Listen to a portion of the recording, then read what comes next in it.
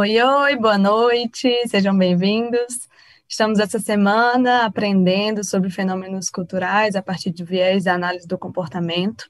Então, já discutimos sobre corrupção, violência doméstica, políticas públicas, e hoje nós vamos conversar sobre o comportamento religioso com a psicóloga e professora Ana Rita Naves. Ana Rita, o IBAC já é sua casa há muitos anos, mas gostaria de desejar as boas-vindas a esse momento aqui com a gente. Muito obrigada pela sua participação. Muitos que vão acompanhar aqui hoje já te conhecem, mas vou apresentar aqui o seu currículo. A Ana Rita é mestre e doutora em Ciências do Comportamento pela Universidade de Brasília. É consultora, professora e supervisora clínica do curso de formação e do curso de pós-graduação em Terapia Analítico-Comportamental Infantil, do IBAC, e é professora do curso de Psicologia do Instituto de Educação Superior de Brasília, o IESB. Além disso, Ana Rita é psicóloga clínica infantil. Pode iniciar sua apresentação quando tiver à vontade, Ana. Boa noite, Marina. Eu vou aqui compartilhar meu arquivo com vocês. Boa noite a todos, né? Queria agradecer novamente aí o convite da Marina, né, na figura do IBAC, que me chamou para falar um pouco, né? Comentei com a Marina que eu gostaria de discutir um pouco essa questão do comportamento religioso e da religiosidade. É um assunto que sempre me chamou muito a atenção. Então eu trouxe um pouco das reflexões que eu tenho feito, né, das análises que a gente tem pensado aí dentro da análise do comportamento, né. Antes de tudo, eu queria agradecer a 3 alunos que eu tive na graduação. Hoje um, inclusive, é aluno do IBAC, né, no curso de análise comportamental clínica, que é o Jonathan. Então, Jonathan, Jaqueline e Wanda, né, que foram meus alunos na graduação e que permitiram que a gente discutisse um pouco sobre esse comportamento religioso e religiosidade, né? A gente fez um grupo de estudo sobre isso lá, então muito do que está aqui dentro veio dessa discussão que a gente teve enquanto grupo. Então, eu queria agradecer a eles, né, que acabaram contribuindo aí muito nisso. Então, por que me chama a atenção a questão do comportamento religioso? Agora eu vou falar de uma questão, né, pessoal, enquanto professora. Quando eu comecei a dar aula no curso de psicologia, tinha muito uma fala que o psicólogo não pode ter religião, né, ou o psicólogo acaba tendo a sua religião interferindo no processo terapêutico. E aí a fala que se tem de que o psicólogo não pode ter religião, porque isso impacta no processo terapêutico do seu cliente, isso acarreta no fato da gente não discutir sobre religião dentro do curso de psicologia, né? Então, é muito mais fácil proibir esse psicólogo de ter religião do que eu discutir o que pode ser feito quando esse psicólogo é religioso, ou quando ele está lidando com um cliente que é religioso, que essas variáveis religiosas são importantes no contexto de vida dele. Então, eu comecei a pensar sobre isso e comecei a ler um pouco sobre como que a análise do comportamento entende esse comportamento religioso. Então, um pouquinho do que eu vou trazer para vocês, para a gente poder discutir. Então, quando a gente está falando de religião, o primeiro conceito que a gente identifica na análise do comportamento é o conceito de agência de controle. Então, lá em 1953, o Skinner traz esse conceito dizendo que a agência de controle seriam certas agências controladoras que manipulam um conjunto particular de variáveis. Então, essas agências são geralmente mais bem organizadas que o grupo como um todo e frequentemente operam com maior sucesso. Então, o que eu acho, né, já começa a trazer algumas questões da análise do comportamento, que quando a gente fala em análise do comportamento, muitos alunos, muitos psicólogos pensam na análise do comportamento enquanto comportamento humano individual, né? Eu falo que o Skinner estava tão preocupado com as questões sociais que ele dedica 1/3 do Ciência e Comportamento Humano para discutir cultura.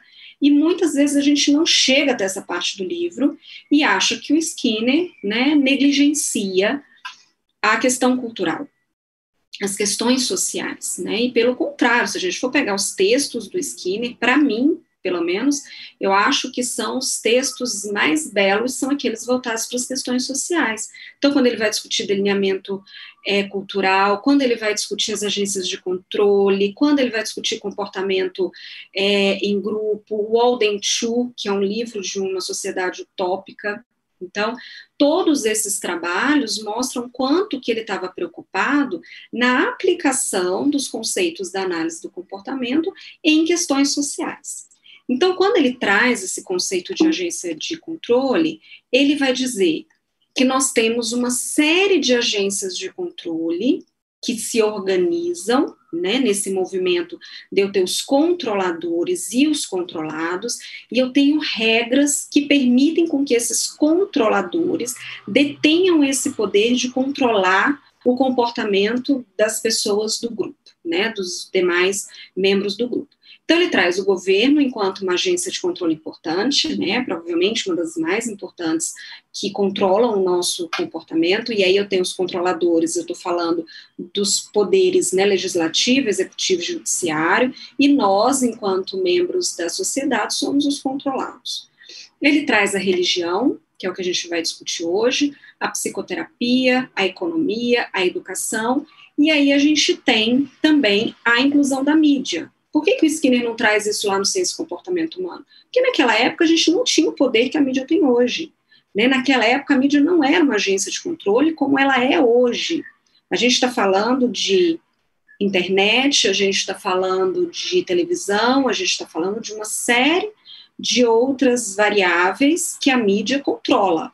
Né? A gente pode discutir aqui também um tempão sobre, por exemplo, fake news e o impacto que isso tem sobre o comportamento das pessoas, né? A gente está aí no momento de pandemia e o quanto que essas informações que são trazidas pela mídia impactam no nosso comportamento. Então, a agência de controle, juntamente com os indivíduos que controla, constitui um sistema social. E aí a gente tem que identificar os indivíduos que compõem a agência e explicar por que eles têm o poder de manipular as variáveis que a agência emprega. Então, em cada uma dessas agências de controle, eu tenho os controladores e o que leva esses indivíduos a serem controladores. Então, quando eu estou falando do governo, eu tenho uma eleição que permite que essas pessoas eleitas pelo povo exerçam esse controle sobre o nosso comportamento. Quando eu estou falando de religião, o que permite que determinado membro se torne um líder religioso? Né? Então, eu preciso de uma determinada formação, quando eu estou falando, por exemplo, de um padre, ou de um pastor, ou de um monge. Então, que tipo de variável que é apresentada a essa pessoa e que permite com que ela seja um controlador dentro desse sistema social. Então, agora falando especificamente da religião, eu trouxe aí algumas discussões que é proposta pelo Dalgalarrondo, que é um teórico que vai discutir um pouco sobre religião, religiosidade e psicopatologia, né? Então, ele vai dizer que a religião ele é um fenômeno humano, psicológico, sociológico, antropológico, histórico, político, teológico e filosófico.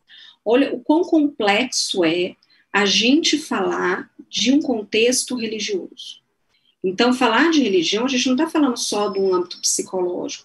Eu preciso entender a história em que o indivíduo está inserido. Eu estou falando de história mesmo, né? Desde lá, a gente falar, por exemplo, da religião católica, como é que ela começa, que história é essa, como é que isso vai sendo construído até hoje, a questão dos rituais. Então, é um fenômeno muito amplo.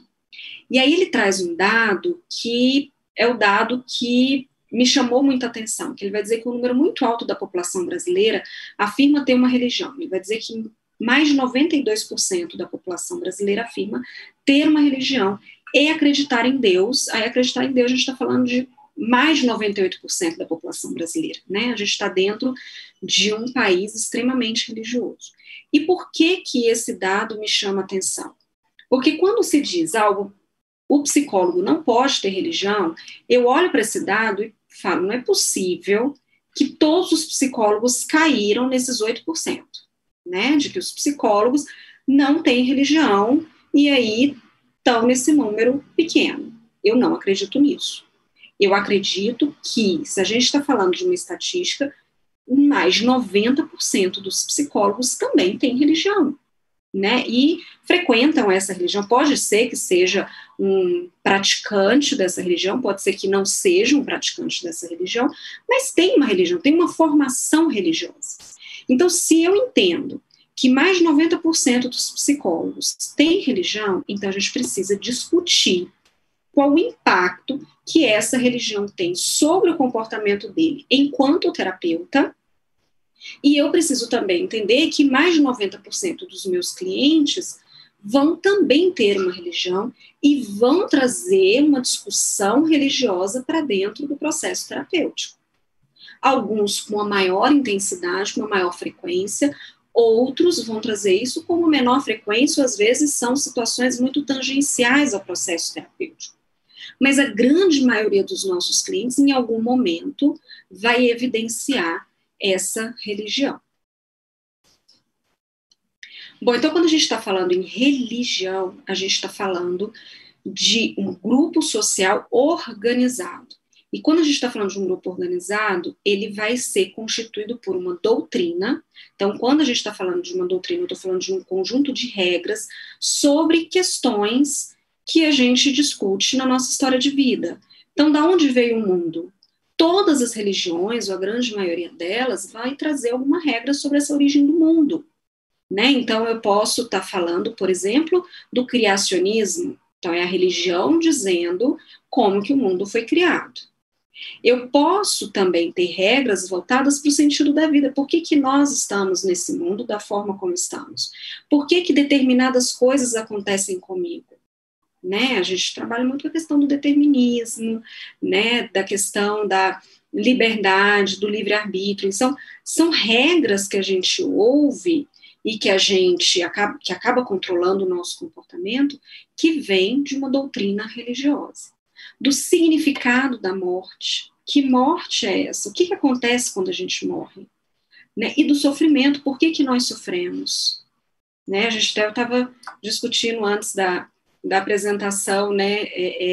Será que o que acontece comigo, se eu estou bem ou se eu não estou bem, pode ser resultado da Lua? Né? A astrologia vai dizer que estamos aí num momento retrógrado, Marte, não sei aonde, enfim, são explicações que justificam determinados comportamentos e que podem nortear meu comportamento. Quantas vezes a gente escuta, né, da pessoa dizendo, e aconteceu tal coisa comigo é porque a Lua está em Marte, ou a Lua está em Leão. Enfim, são explicações que a gente tem para o comportamento e que elas vão precisar ser consideradas quando a gente está fazendo essa análise funcional junto com o nosso cliente. Quando a gente está falando de religião, a gente também está falando de um conjunto de ritos e cerimônias. Então, o que é esperado que o fiel faça? Né? Que tipo de cerimônia ele precisa passar por ela?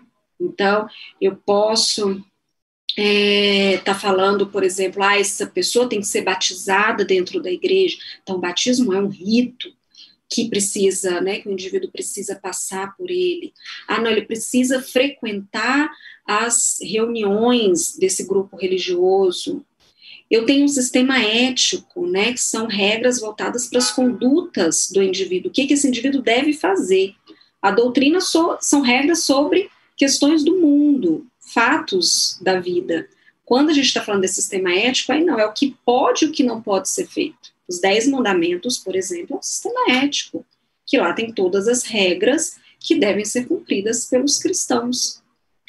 E uma comunidade de fiéis, não existe religião do eu sozinho, né? Então, por isso que a gente está falando de uma questão social. Eu preciso de ter 2 ou mais pessoas se comportando, né, em relação a elas, em relação ao ambiente comum, que é a definição que o Skinner traz de comportamento social. E aí eu preciso identificar, dentro dessa comunidade de fiéis, quem são os controladores e quem são os controlados. E que poder é esse que o controlador tem, como que ele adquiriu esse poder, se a gente vai ter religiões onde esse controlador tem muito poder sobre o seu fiel, e eu vou ter religiões que esse poder é menor, né? É uma religião menos hierárquica, e eu posso ter religiões muito hierárquicas nesse processo. Então, eu preciso entender, inclusive, aonde o meu cliente se encaixa dentro dessa hierarquia religiosa. E a gente precisa considerar que a gente está falando de uma diversidade religiosa. Então, não existe uma religião só. E essa é a grande dificuldade que o terapeuta analítico, que é lidar com essa diversidade religiosa. É entender que cada religião manipula contingências específicas. E se eu estiver diante de um cliente que tem uma religião diferente da minha, eu preciso aprender sobre a religião dele para eu conseguir compreender os impactos que essa religião tem sobre o comportamento dele. E aí um conceito que também é muito comum a gente encontrar é o conceito de religiosidade. Então, o conceito de religiosidade é aquele no qual a gente vai dizer que ele é algo mais pessoal. Ele é menos atrelado a instituições religiosas, a comportamentos ritualizados ou a doutrinas religiosas específicas. Ou seja, o comportamento do indivíduo em relação a ele mesmo, né? É aquilo que ele sente em relação a essas questões que a gente discutiu, essas questões éticas, a essa visão de mundo, enfim, então isso seria a religiosidade. Então eu posso ter uma pessoa muito religiosa, né, no sentido de que frequenta muito a igreja, o seu contexto religioso, mas ela não tem uma religiosidade que é essa percepção em relação a esse Deus, né, se é Deus que a gente está falando, enfim, tá? Então a gente faz essa distinção entre religião e religiosidade. E aí quando a gente traz o conceito de Deus, a gente vai ver que temos os deuses da antiguidade, né, onde não havia interação entre Deus e homem, né, os deuses romanos, os deuses gregos, então os seres humanos eram muito mais brinquedos na mão desses deuses. Então, se eu estava à toa, não tinha o que fazer, vou lá ver o que os humanos estão fazendo. Por quê? Porque os deuses eram perfeitos e os humanos eram imperfeitos. Quando a gente olha para essa definição de um Deus cristão, a gente está falando de um Deus onipotente, onipresente e onisciente. E cada uma dessas características de Deus tem um impacto muito grande no comportamento humano. Imagina eu ter um Deus, um ser, que ele tem o poder sobre qualquer coisa na minha vida. Ele está presente o tempo todo do meu lado. Então, não existe a possibilidade de esquiva, né? Porque ele está ali o tempo todo. E ele é onisciente. Ele tem acesso aos meus comportamentos públicos e privados. Então, olha o poder, o controle que essa descrição de Deus tem sobre o comportamento humano. E aí ele é descrito como imagem e semelhança do homem. Então, ele já é um Deus diferente desses deuses da antiguidade. Bom, e aí na análise do comportamento, a gente sai um pouco dessa visão da religiosidade, da religião, para falar de comportamento religioso. Né? Então, é muito mais adequado o uso do termo comportamento religioso do que religiosidade, porque, igual eu falei, é uma percepção, muitas vezes a gente não tem nem como definir isso dentro da análise do comportamento. A religião, a gente entende que é esse contexto social, mas se eu estou analisando o comportamento do indivíduo, é importante a gente pensar nesse comportamento religioso. E a aprendizagem do comportamento religioso, ela se inicia na infância. Então, seja por meio da participação em práticas religiosas, onde a gente tem estímulos reforçadores sociais muito importantes. Então, começa essa aprendizagem na relação com a família, então, pai, mãe, outros membros familiares, que reforçam determinadas práticas, né, e aí reforçam determinadas regras religiosas, reforçam a participação em determinadas práticas, enfim. Então, acaba reforçando este comportamento religioso, e a gente tem a imitação. Então, eu observo o que o outro faz em relação a esse comportamento religioso e acabo fazendo também.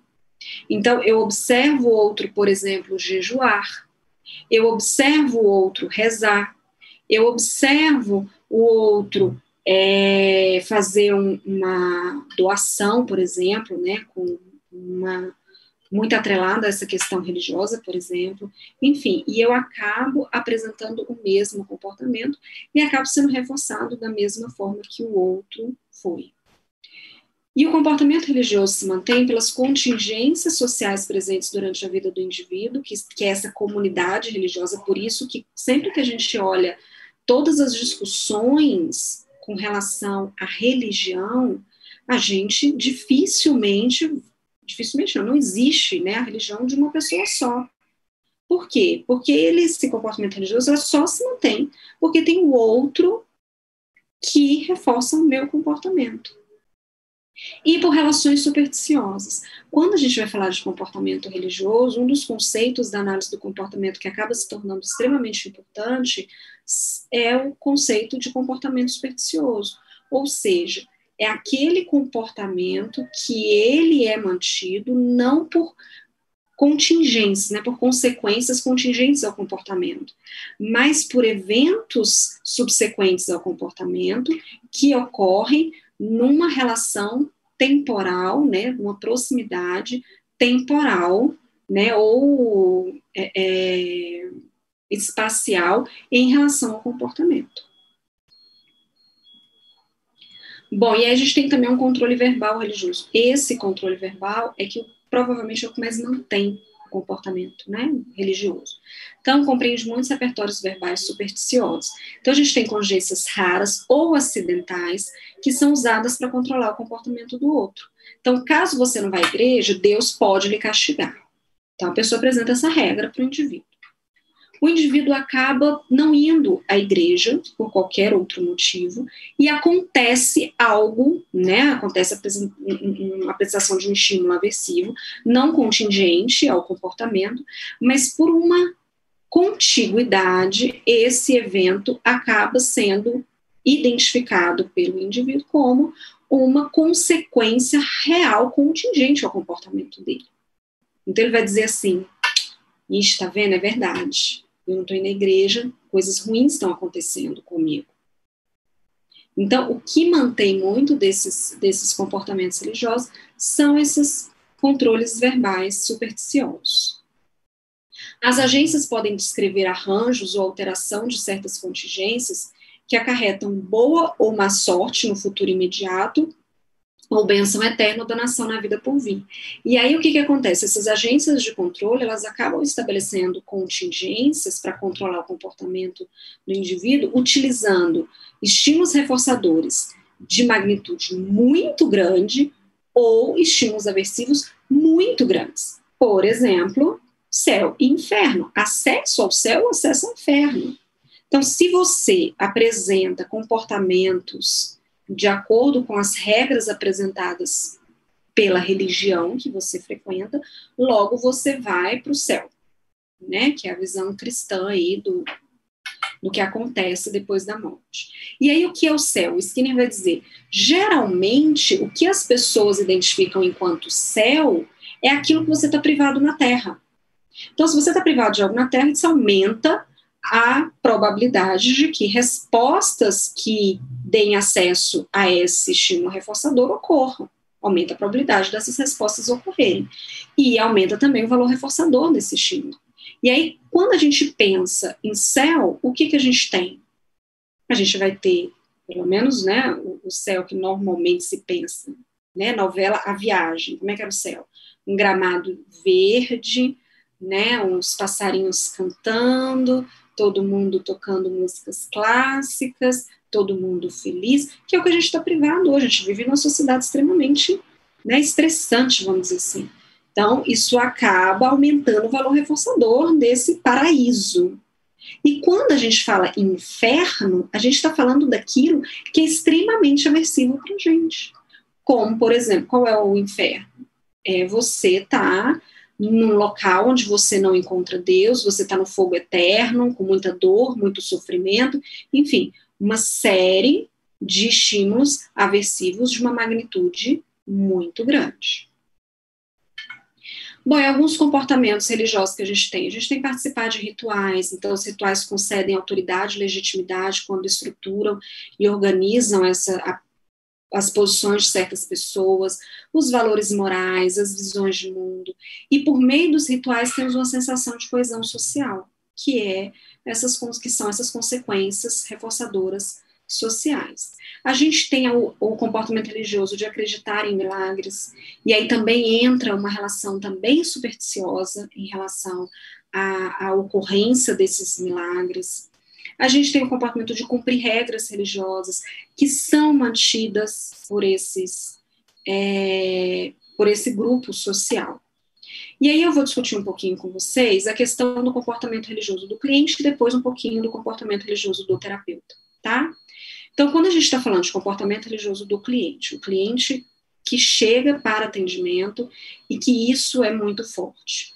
Então, essas variáveis religiosas, elas devem ser consideradas ao realizar uma análise funcional do comportamento do cliente. Então, quais são as regras que esse cliente tem em relação aos comportamentos que ele julga adequado ou não, que ele julga certo ou não? Como que ele explica esse comportamento? É muito comum, às vezes, o nosso cliente chegar dizendo: eu faço tal coisa porque dentro da minha religião aconteceu tal coisa. Vou dar um exemplo para vocês, né?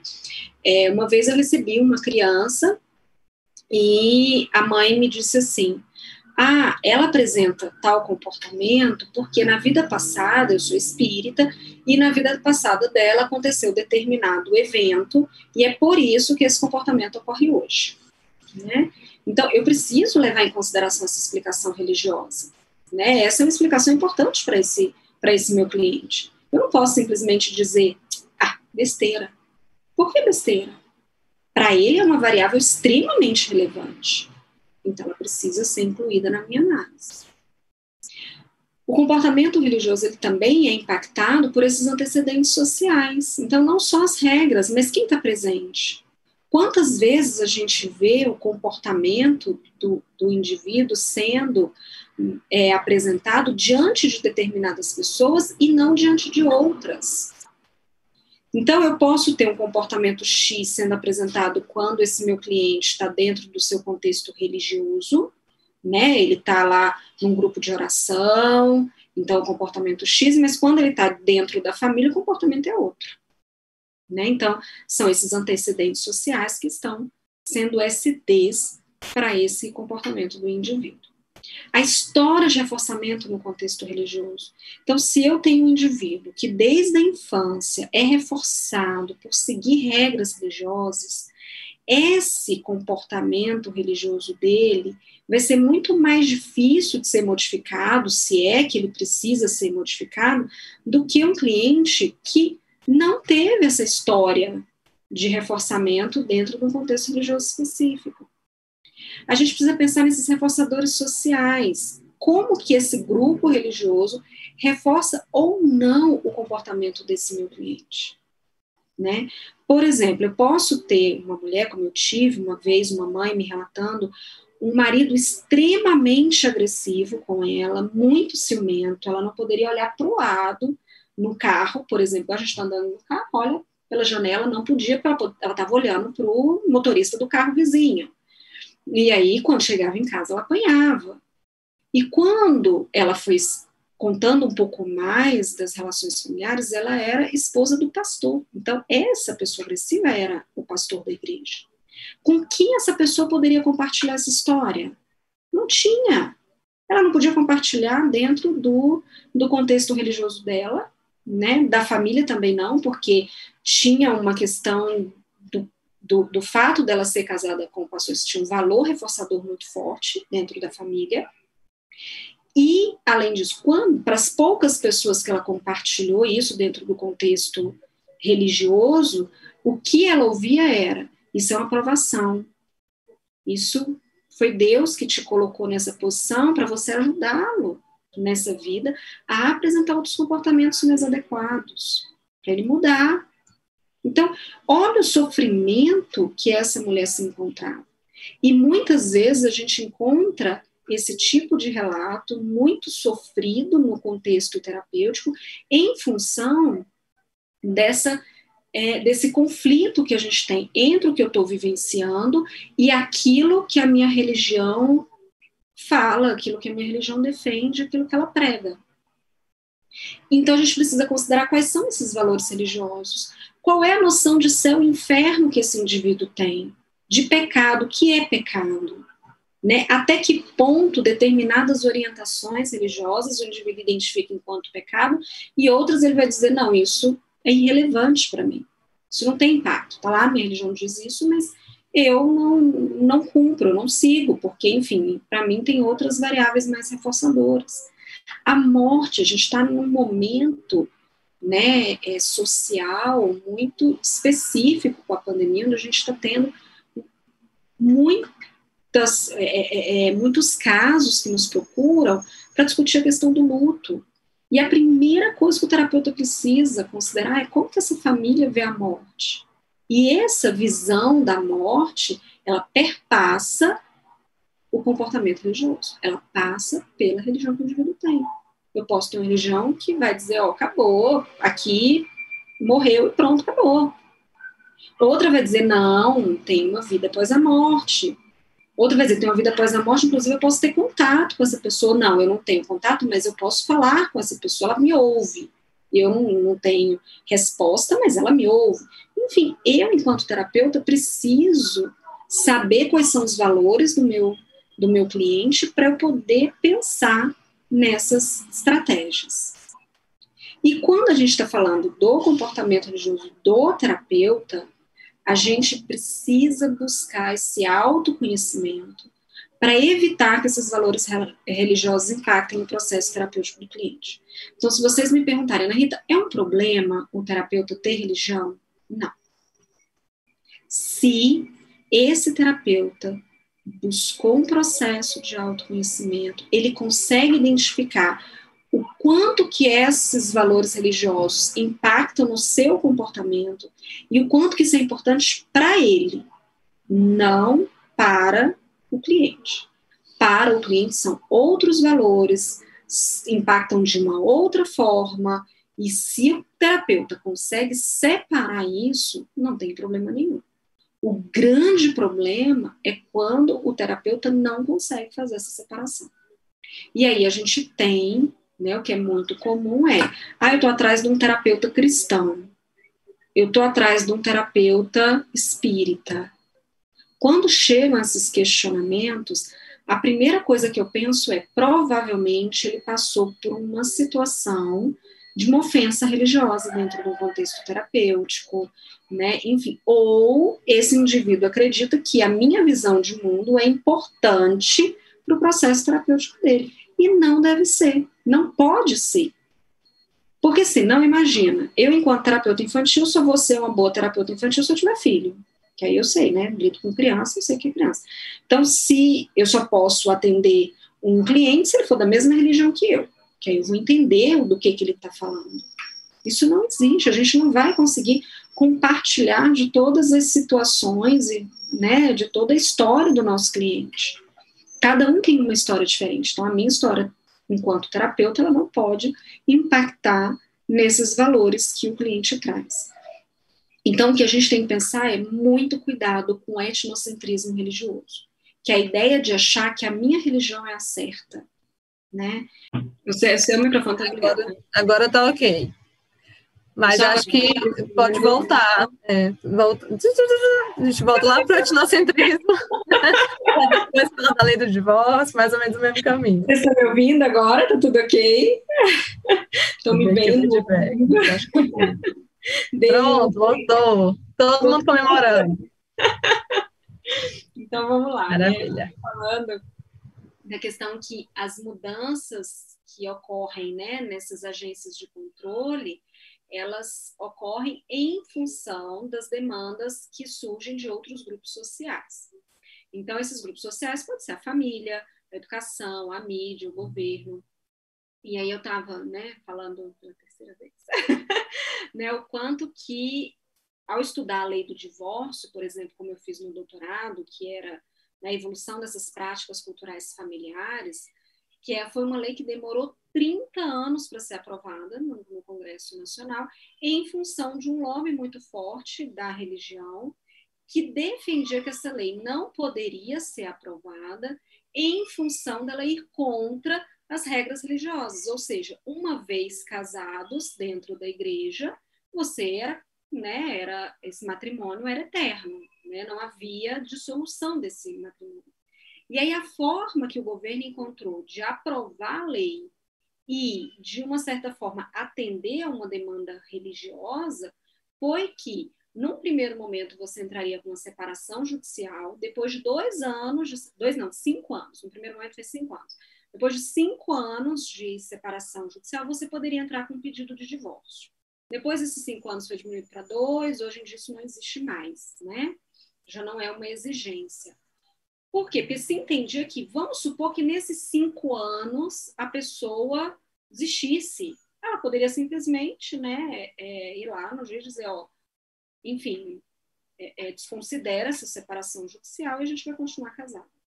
Então, foi a forma que se encontrou. Então, essas relações, elas são muito comuns, né? Então, elas só se modificam em função dessas demandas. Da mesma forma, hoje em dia a gente tem, por exemplo, várias igrejas aceitando, né, o evolucionismo em contraposição ao criacionismo, em função das evoluções da agência de controle e ciência.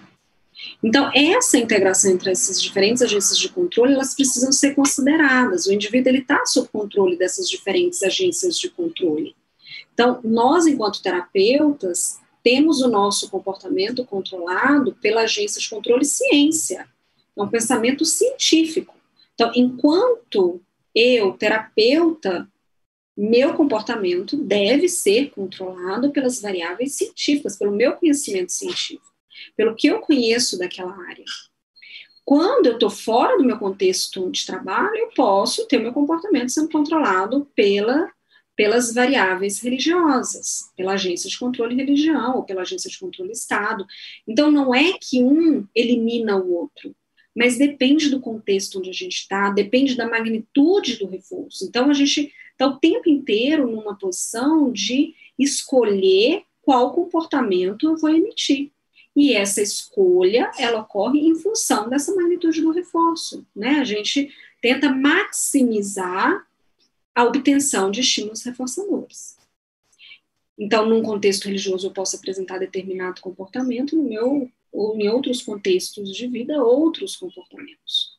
Eu preciso pensar na questão da contiguidade, da proximidade entre esses estímulos consequentes. Então, numa situação onde a gente estava discutindo, né, a questão da mulher que está sendo agredida dentro de casa, e eu tenho um valor religioso que é esse casamento não pode ser dissolvido, né? Senão você vai viver em estado de pecado. E aí eu tenho uma consequência aversiva a curto prazo e reforçadora a longo prazo. Eu vou para o céu, porque, né, eu passei por essa provação na Terra. Ou eu vou ter um estímulo aversivo a curto prazo, um estímulo reforçador a curto prazo, eu me separo, né? Enfim, retiro esse estímulo aversivo minha vida, mas, por outro lado, eu vou ter um estímulo aversivo a longo prazo, eu vou para o inferno. Então, essas relações de continuidade, elas precisam ser avaliadas pelo terapeuta. E também a história de vida do cliente, né, o quanto que isso tem um valor reforçador importante. Bom, e para a gente concluir, é importante compreender o impacto que essas diferentes variáveis religiosas exercem sobre o comportamento do indivíduo. Então, acho que Jailton, você está com o seu áudio ligado. Pronto. Então, é importante a gente compreender o impacto que essas diferentes variáveis religiosas exercem sobre o comportamento do indivíduo, né? Então, eu preciso fazer essa avaliação o tempo inteiro, né, nessa análise funcional, quais são as consequências a curto prazo, a médio prazo, a longo prazo. E o estudo das agências de controle, ela favorece a identificação de como os comportamentos dos indivíduos exercem controle entre si. Gente, aí tem algumas referências, né, para quem tem interesse no tema. Eu acho que eu vou abrir agora para as perguntas, a gente ainda tem um tempo aí bom, a gente pode estender um pouquinho, já que a gente teve esses problemas operacionais, que eu acho que as questões, para mim, pelo menos, acho que são mais importantes do que as questões teóricas, tá? E aí tem o meu e-mail, quem tiver interesse, quiser entrar em contato, fiquem à vontade.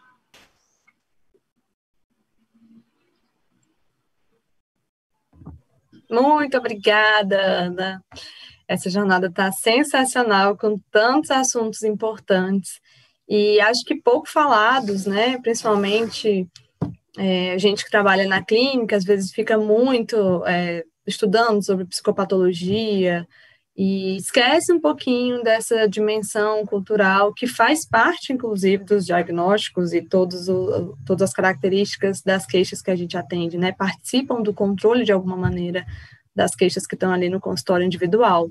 E a sua fala foi muito legal, porque trouxe esse aspecto, acho que mais do que as palestras da segunda, da terça e da quarta, trouxe esse aspecto clínico, né? Inclusive esclarecendo muito a postura da gente enquanto terapeuta e a importância de considerar esse assunto que está presente no cotidiano das pessoas que a gente atende, que nos influencia também enquanto terapeuta, então certamente vai entrar e vai influenciar tanto a nossa avaliação como as nossas intervenções. Então, muito importante, né? Não é porque a gente, desde que entra na psicologia, escuta esse mantra de que cuidado com a religião, você é psicólogo naquele contexto. Então, muito cuidado, não é por causa disso que a gente não tem que olhar para esse tema com mais profundidade, né? Entender. Acho que quando a gente não faz isso, a gente entra num terreno um pouco perigoso e até irresponsável às vezes. E tivemos muitos elogios, muitos recados para você, dizendo o quanto que a palestra acrescentou, o quanto que estava acrescentando, né? O quanto que as pessoas gostam desse assunto. Eu acho que é uma curiosidade para muita gente, né? A gente não tem, como eu falei, tantos espaços assim para discutir. E aí a gente tem algumas perguntas, coloquei aqui para o pessoal também colocar mais, se durante esse momento da discussão surgirem outras dúvidas, mas vou comentar as que apareceram até agora. Bom, a Rani, acho que é assim que fala, perguntou, uma psicóloga que atua na clínica pode ser também, por exemplo, uma pastora? Acho que a sua fala trouxe alguns aspectos sobre isso, mas vale a pena a gente reforçar agora. Tá, o que acontece? O que a gente não pode fazer é misturar nossas funções sociais, né? Então, eu acho que esse é um cuidado que a gente tem que ter. É muito comum, assim, aí eu vou falar como professora, tá? É muito comum uma observação que eu faço dos alunos que têm um pé dentro do contexto religioso, assim, é um pastor, um padre, ou faz orientação religiosa. Eu preciso me instrumentalizar para fazer esse trabalho, então eu entro num curso de psicologia. E aí acaba fazendo um pouco dessa mistura entre a religião e a psicologia. Então, o que a gente tem que ter clareza é qual é o meu papel social nesses diferentes contextos. A minha grande preocupação é assim, eu sou pastora de uma determinada igreja e faço atendimento dos meus fiéis. E isso jamais pode acontecer. Né? Eu estou misturando esses papéis e isso, inclusive, está previsto no nosso código de ética, que é proibido, é vedado ao psicólogo, né? Você fazer ter uma relação com o seu cliente que impacte de forma negativa, enfim, durante o processo terapêutico. Então, isso não pode acontecer. Agora, se eu tenho todo o cuidado, né, no meu contexto religioso, eu sou pastora, enfim, aí em outro contexto, eu sou psicóloga, e aí eu não aceito, né, encaminhamentos lá da minha igreja, não vejo problema com isso, mas é muito mais difícil fazer essa separação. É extremamente difícil. Sim, perfeito. Muito bem, Ana. O João Paulo perguntou, considerando que as regras religiosas possuem propriedades aversivas, pode-se considerar que o controle coercitivo predomina nesse comportamento? Sim. A grande maioria das regras, sejam elas leis, regras religiosas, a grande maioria utiliza controle coercitivo. Tá? É muito mais fácil eu pensar em contingências de controle coercitivo do que de controle, né, de contingências reforçadoras, utilizando reforçamento positivo. Então, como a gente está falando de um grupo muito grande de pessoas, né, onde eu preciso controlar esse número muito grande de pessoas, então é muito mais fácil eu pensar em contingências de controle coercitivo do que de reforçamento positivo. Então, se você me perguntar, Ana Rita, num contexto, né, inclusive fora do contexto religioso, contexto social, você conhece alguma manipulação cultural que tenha utilizado reforçamento positivo? Aqui em Brasília, a gente tem um Nota Legal. E mesmo assim, se eu for discutir o Nota Legal com vocês, tem uma série de problemas. Eles diminuíram a magnitude do reforço ao longo do tempo, eles não esperaram a prática cultural se manter, enfim, para fazer essas mudanças. Tem uma série de questões que não se considerou quando ela foi colocada, né, quando ela foi apresentada. Então, porque demora muito tempo, quando a gente utiliza reforçamento positivo, isso demora muito tempo para o comportamento, né, ser emitido e se manter. Então, é muito mais fácil pensar em contingências de controle coercitivo. Uhum. Entendi. E a gente sabe que quando nosso repertório está sob controle coercitivo, tem os efeitos colaterais aí, né? Principalmente a longo prazo, a gente consegue perceber e se tornam queixas clínicas que a gente vai receber quando o cliente vive esse tipo de um conflito, né? Ali dos controles que acontecem em relação aos repertórios dele. E aí a pergunta do Daniel, acho que traz um pouquinho, ilustra uma dessas possibilidades. Ele pergunta como realizar atendimento de pessoas da comunidade LGBTQI+, que se sentem culpadas devido às regras religiosas. É aí que a gente está vendo o conflito, né? Então, a gente vai ter que discutir, a gente precisa entender qual é o contexto religioso que essa pessoa está inserida, né? O valor que isso tem, quais são as consequências que esse comportamento dela produz, como que a comunidade recebe isso. Então, a gente vai precisar fazer uma análise funcional de tudo isso, desse contexto social dessa pessoa de forma muito ampla, para a gente poder pensar nessas intervenções e nesse acolhimento e favorecer esse autoconhecimento dessa pessoa. Né? Inclusive, não, para mim é extremamente importante estar incluído no contexto religioso. Então, que contexto religioso seria esse que não vê problema, enfim, né, que não pune esse comportamento? Então, a gente já começa a ver esse movimento, diferentes religiões, aceitando a comunidade LGBTQI+, justamente porque está identificando, enfim, né, aí entra questões muito mais amplas, né? Você começa a ter uma saída de fiéis e isso tem um impacto no grupo social. Maravilha, Ana. A Samara fez uma pergunta que talvez seja a continuação do que você estava falando, mas eu acho que vale até a pena trazer um pouquinho a sua opinião sobre. Ela colocou: levar o paciente a questionar se a sua igreja seria o melhor local para a sua saúde mental seria errado? O que você comentaria sobre isso? Eu acho. Porque, assim, querendo ou não, o contexto social, o contexto religioso é um contexto social extremamente importante, reforçador para o seu cliente. Então, a gente questioná-lo sobre a frequência ou não a esse contexto religioso, para mim, é um problema, né? É meio que a gente impor os nossos valores a esse cliente. O que a gente precisa fazer com esse cliente é desenvolver autoconhecimento para que ele identifique as contingências às quais o comportamento dele está exposto e ele decida o que ele vai fazer diante daquilo. Né, se ele vai cumprir todas as regras impostas pela religião ou não, ou se ele consegue frequentar, se abstendo de seguir algumas dessas regras que trazem sofrimento. Enfim, então, assim, a gente precisa tomar muito cuidado, que é esse o ponto, né, que eu acho importante, é da gente não levar esse nosso olhar sobre a religião para o outro. Porque a partir do momento que eu digo, tá errado, ele tem que sair da religião, tá causando sofrimento, então isso já é um viés meu.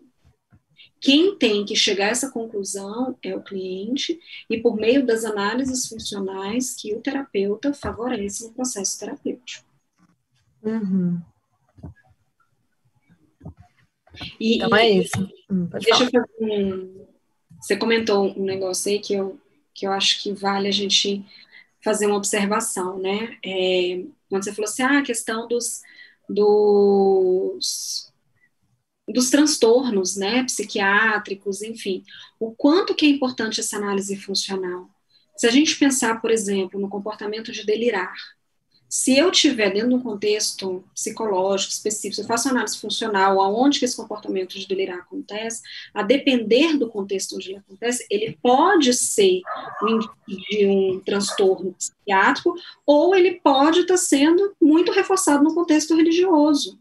Então, o delírio no contexto religioso é completamente diferente de um delírio fora do contexto religioso. Então, olha o quanto que é importante essa análise funcional, porque se eu parto de uma análise topográfica, delirou, pronto, deixa eu ver qual critério do DSM ele atende, vamos, né, encaminhar para o psiquiatra. Ao passo que, no contexto religioso, esse delírio pode ser extremamente reforçador.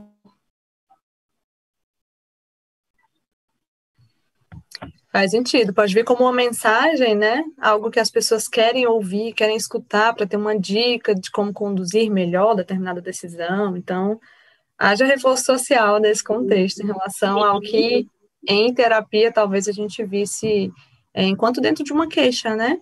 Dentro de um quadro. Então, na Umbanda, no Candomblé, é extremamente reforçador. Dentro da religião católica, falar línguas é reforçador, né? Você está ali, você recebeu o Espírito Santo, né? Você recebeu um santo, você é uma pessoa em destaque nesse contexto social. Só você, né, recebe essa entidade. Então, dentro desses contextos religiosos, é extremamente reforçador. Ana, a pergunta do Jonathan, que é inclusive nosso ex-aluno e terapeuta no EBAC também, acho que... É ele? É o Jonathan que você falou no começo? O Jonathan Montes. É, Jonathan, você? Isso. Sim, tá aqui prestigiando. Ele fez uma pergunta sobre as estratégias que podem ser úteis para o atendimento de pessoas extremamente religiosas, cuja queixa é função quase exclusivamente de contingências aversivas dentro do contexto religioso. E acho que a gente pode emendar aqui na pergunta do Jean, que eu até comentei aqui no chat que eu não entendi muito bem, mas ele trouxe, é sobre essa queixa. Ele também perguntou, e sobre um paciente, considerando que ele é extremamente religioso e passou por um processo de divórcio.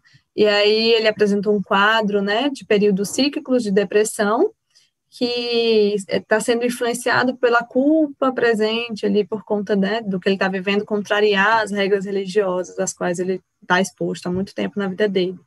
Então, acho que as duas perguntas levam para tentar elucidar um pouquinho que estratégias a gente poderia utilizar quando a gente percebe que a religião é uma fonte de sofrimento para o cliente. Então, o que a gente precisa considerar, né? Quando a gente está falando de comportamento governado por regras, né, ele produz uma insensibilidade às contingências.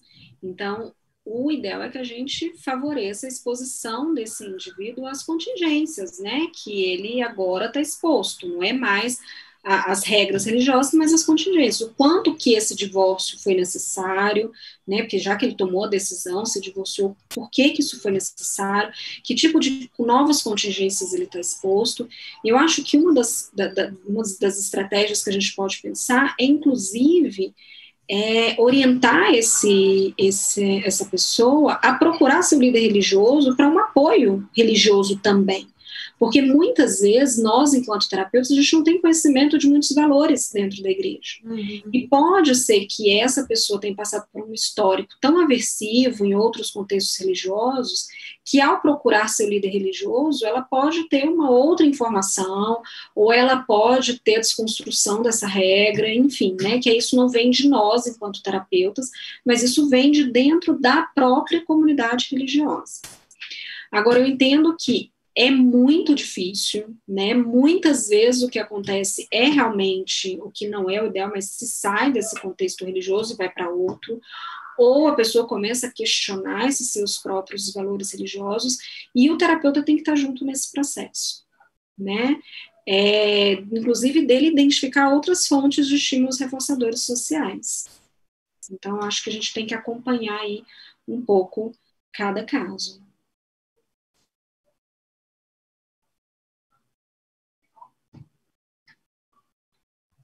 Tô só aqui com medo dos besouros de chuva, que aqui em Brasília começou a época de chuva. Tá uma festa aqui no meu escritório /quarto, né? Que é o nosso local de trabalho agora. Mas para a gente finalizar, Ana, a Helena perguntou, ela pediu para, se você puder, compartilhar a referência do Skinner, em que ele fala sobre a definição de céu. Ela ficou curiosa. Se você tiver de cabeça. É o comportamento humano, a religião. Quando ele chega lá na parte de agências de controle, que ele vai falar sobre o céu e o inferno. Perfeito. Tá ótimo. Excelente, então. Que bom que a gente teve você aqui hoje, a gente teve essa oportunidade de aprender sobre um assunto tão relevante. E tenho certeza, assim, é um assunto também muito tabu, né? Então, esse espaço público, essa palestra que ficará gravada, que a gente pode acessar depois, e, enfim, quem tiver mais dúvida também pode entrar em contato direto com a Ana Rita, é super importante para nós psicólogos, né, para a gente cada vez mais desenvolver a nossa conduta enquanto clínicos, já que a gente trabalha com gente, as queixas que a gente atende são diversas, então os assuntos também são diversos que a gente tem que aprofundar. E muito obrigada de novo pela sua participação aqui, Ana Rita. Gente, muito obrigada pelo convite, né? Eu acho que isso que você falou é um tema meio tabu, até eu fico meio insegura às vezes de falar, porque a gente não tem conhecimento de todas as religiões, enfim, né? Eu sei que esse assunto já trouxe uma série de problemas, né? Às vezes eu vou falar disso na graduação, enfim, né? Aluno chega e fala, mas você falou que não sei o quê, que meu líder religioso, eu falo, nem falei que sou líder religioso, estou falando, né, de uma forma geral, e às vezes as pessoas, né, se ofendem com relação a isso. Quando a gente fala tem controle, né, a palavra controle religioso, não, mas ele não está me controlando, eu que decido o que eu quero fazer, eu tenho livre-arbítrio. Então tem uma série de questões que são muito sensíveis, né, de serem discutidas. Mas eu acho que quanto mais a gente discute, né, isso se torna cada vez mais fácil da gente pensar sobre essas variáveis, né, do que ficar só nesse movimento de eu faço aquilo que eu acho que está certo, e às vezes não está, a gente acaba misturando. Então, eu queria agradecer, né, a oportunidade de poder discutir isso com vocês, me coloco à disposição de quem quiser, pode entrar em contato por e-mail, enfim, vou ter o maior prazer do mundo em responder. Maravilha, muito obrigada. E obrigada a todos que estiveram aqui com a gente hoje. Amanhã a gente tem o encerramento da jornada sobre questões culturais e a gente vai conversar sobre mídia, que é também um tema muito bacana. Inclusive, a palestrante vai trazer um aspecto atual, né, assim, do controle em relação à mídia na pandemia. O que mudou, como que a gente está, qual é a nossa realidade atual e como que essas contingências culturais mudaram e fazem parte do controle de todo o nosso repertório, todo o nosso comportamento, que às vezes a gente nem faz ideia, mas vai ser muito interessante. É uma das agências de controle que está tendo maior peso. Sim, e daqui para frente, né, cada vez mais. Então, boa noite, bom descanso para a gente e até mais. Tchau, tchau.